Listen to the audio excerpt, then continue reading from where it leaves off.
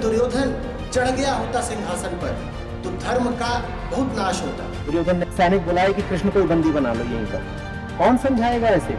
आगे जाकर कृष्ण कहते हैं वे मरेंगे नहीं। जिस क्षण इन्होंने तय करा था कि ये मेरे विरुद्ध खड़े होंगे, ये मर गए। तुम क्यों ग्लानि ले रहे हो कि मैंने मारा? अर्जुन को कोई युद्ध की निस्सारता थोड़ी ही दिखने लगी थी, उसके भीतर तो स्वजनों का मोह उठने लगा था। जो अपने खिलाफ जाने को तैयार हो, कृष्ण उसके लिए है। अब कृष्ण प्रयास करते हैं तो वो प्रयास कुछ ऐसा प्रबल होता है कि 20 शताब्दियां बीत चुकी हैं, लेकिन भगवत गीता सूरज की तरह आज भी चमक रही है।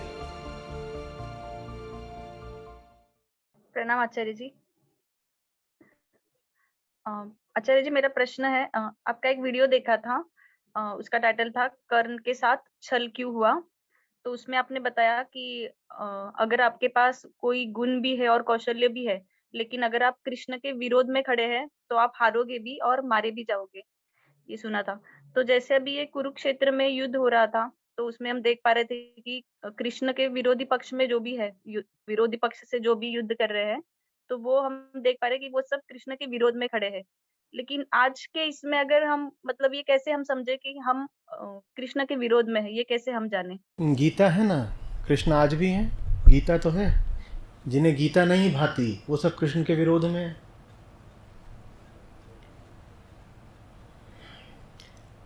अर्जुन की क्या पहचान है? आपके सामने बहुत सारे योद्धा खड़े हो, आपने कभी देखा तो है नहीं आज तक। ना आपने दुर्योधन को देखा, ना किसी को देखा। आपके सामने ये सब खड़े हो, आप अर्जुन को पहचानेंगे कैसे? कैसे पहचानेंगे? एक ही पहचान है, जो तब थी वो आज भी है। जिसके पास गीता है वो कृष्ण है, और जो गीता को सुनने को राजी है वो अर्जुन है। बस। तो आप तय कर लीजिए कि आपको उधर होना है या इधर होना है। उधर वालों की यही पहचान है, उनका नाम कुछ भी हो। जो पूरा कौरव पक्ष था उसमें भी बड़ी विविधता थी, इधर से उधर से, पूरा पश्चिम उत्तर दक्षिण हर तरफ से। उसमें भी सब राजा लोग अपनी सेनाएं योद्धा सब लेके आए हुए थे, पर उनमें सब में एक चीज साझी थी। क्या? उन्हें कृष्ण से कोई लेना देना नहीं।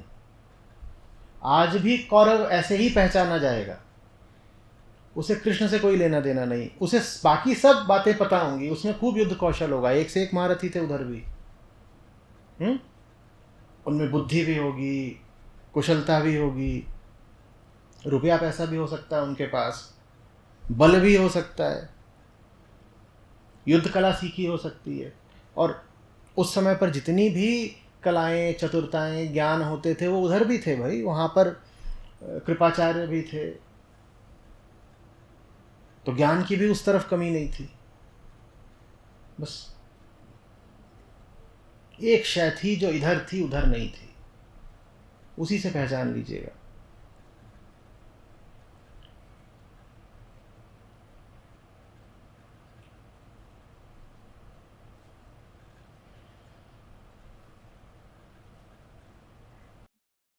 लेकिन आचार्य जी, भगवत गीता जिनके पास है, उसका मतलब जैसे हम देखते कई लोग जिनको पूरी भगवत गीता के श्लोक भी कंठस्थ है, लेकिन जो मतलब मर्म है वो जान नहीं पाते, तो वो भी थोड़ा। नहीं तो गीता माने गीता के शब्द थोड़े ही होता है, गीता माने मर्म ही होता है, मर्म ही होता है। अब ऐसे तो आप देखें तो दुर्योधन भी गया था कृष्ण के पास, और कृष्ण की सेना थी नारायणी नाम, तो नारायणी सेना उधर थी। तो आपके पास कोई चीज़ है, इससे ये नहीं साबित हो जाता कि आपके पास कृष्ण है। यहाँ तक कि आपके पास गीता की एक प्रति भी हो सकती है, उससे भी ये सिद्ध नहीं हो जाता कि आपके पास कृष्ण है। जब मैं कह रहा हूँ आपके पास गीता होनी चाहिए, तो मेरा अर्थ है कि गीता में जो कृष्णत्व है उससे आपको प्रेम होना चाहिए। प्रेम तो तब होगा जब वो समझ में आएगा। अगर बोध ही नहीं है गीता का, और गीता को रखे बैठे हो या उसका पाठ करते हो या उसको पूजते हो, तो उससे थोड़ी कोई लाभ होगा। गीता के प्रति जिज्ञासा होनी चाहिए। गीता उपनिषदों की श्रृंखला की कोटि की आयाम की है। वहाँ सारा खेल समझने का है। वहाँ वो सब नहीं होता कि किताब सर पे रख के चलो। वहाँ किताब समझी जाती है। वहाँ कर्मकांड के लिए कोई स्थान नहीं है, वहाँ रीति रिवाज की बात नहीं है, वहाँ औपचारिक सम्मान दर्शाने से नहीं होता। वहाँ पर ग्रंथ से उलझना पड़ता है, एक एक शब्द को भेदना पड़ता है, बात के मूल में जाना पड़ता है।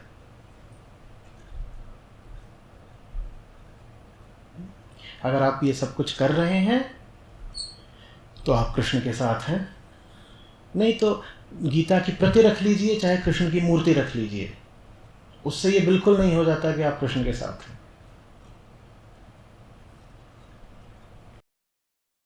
मतलब आचार्य जी, अभी जैसे कृष्ण शब्द का उपयोग हम यहाँ पे कोई व्यक्ति विशेष ना होकर के सत्य के लिए कर रहे हैं। हाँ, पर्यायवाची शब्द है, मतलब सत्य और कृष्ण, हम सत्य की बात कर रहे हैं। तो मतलब आचार्य जी, सत्य के विरोध में खड़ा होना मतलब असत्य को, मतलब अहम को पोषण देना, ये हो सकता है। हाँ, और कोई होता भी नहीं है सत्य के विरोध में। अहम माने वो चीज जो है नहीं पर अपने आप को मानती है कि है, तो वही असत्य है। और अगर उसे अपने आप को मानना है कि वो है, तो उसे सत्य का विरोध करना ही पड़ेगा, क्योंकि अहम ही मूल असत्य है।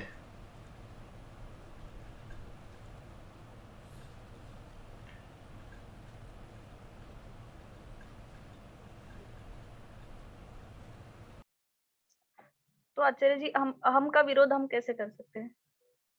देख करके कि वो क्या कर रहा है, उसको समझ करके। आचार्य जी, इतना तो पता चल रहा है कि जो भी हम कुछ भी करते हैं कर्म, वो एक संकीर्ण छोटे छोटे स्वार्थों से ही निकल रहा है हमारी, इतना तो समझ आ रहा है।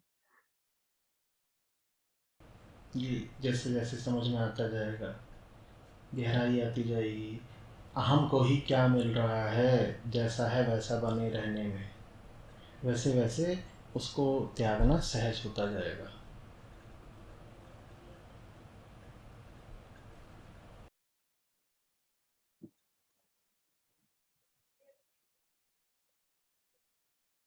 आचार्य जी, एक और ये था, मतलब एक कश्मकश सी है थोड़ी, कि जो आपके लेक्चर में भी सुना था ये, कि अगर आप देह भाव में जी रहे हो तो आपको खून का बंधक बन के जीना पड़ेगा। मतलब देह से रिलेटेड फिर जो भी रिश्ते हैं वो आपके लिए बहुत बड़े हो जाएंगे।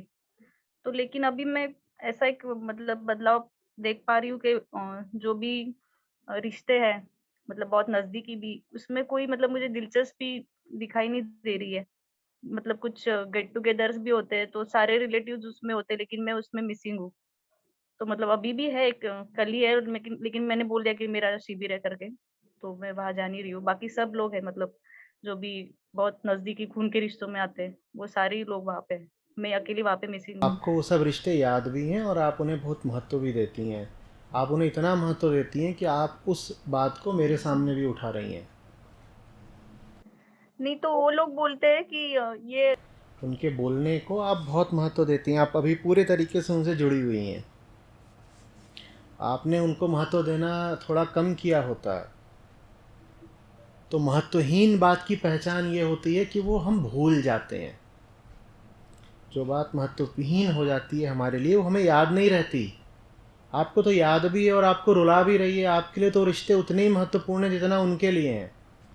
वो आपस में तो फिर भी ईमानदारी से आमने सामने बैठ के गेट टुगेदर कर लेते हैं। आप उस गेट टुगेदर में जाती भी नहीं हैं और पीछे पछताती भी रहती हैं। इससे अच्छा आप चली जाइए उसमें। नहीं, पछता नहीं रही हूँ, नहीं, बस लेकिन यूं ही ऐसे आवाज़ रूंध रही है, पछता थोड़ी रही हूँ मैं।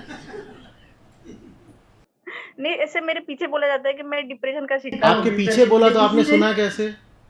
आप पीछे की बातें सुनती हो? आपके यहाँ कान लगा है सर के पीछे? मतलब वाया वाया, हाँ, मेरी ये तरफ वाया वाया आप सुनती क्यों इतना ज़्यादा? सब कुछ करना है और साथ में ये भी अपने आप को जताए रहना है, हम तो आध्यात्मिक हैं, हम तो आध्यात्मिक हैं। हाँ, जैसे घरों में होती नहीं छोटी बच्चियाँ, जब 8-10 लोग एक जगह होंगे तो वो कमरे के दूसरे विपरीत कोने में जाके बैठ जाएगी। क्यों? क्योंकि वहाँ रहेगी तो अटेंशन मिलता है।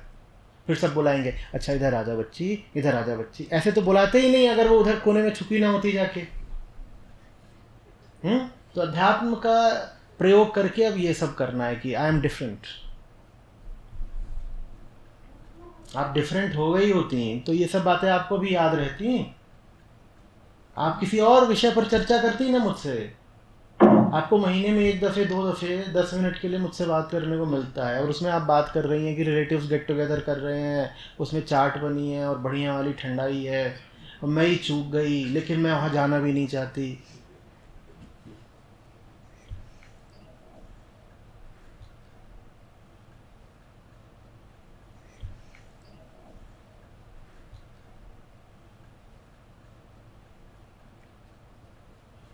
चलिए अब आप गेट टुगेदर जाइए, किसी और को सवाल पूछने के लिए।